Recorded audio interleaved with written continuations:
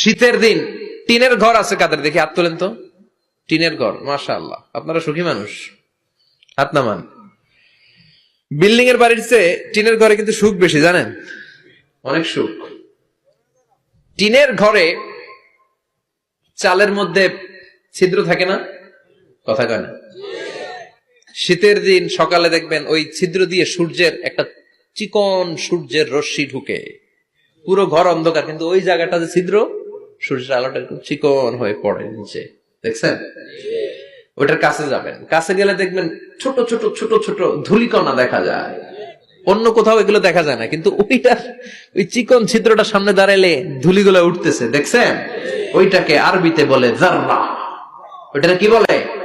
ফামান ইয়ামাল মিসকালা যাররাতিন খাইরান ইয়ারা ওয়া মান ইয়ামাল মিসকালা যাররাতিন, ওই ধূলিকণার যাররা পরিমাণ ভালো করেছো, ওইটা আল্লাহ ছাড়বে না, আমলনামায় তুলে দিবে। সুবহানাল্লাহ পড়েন।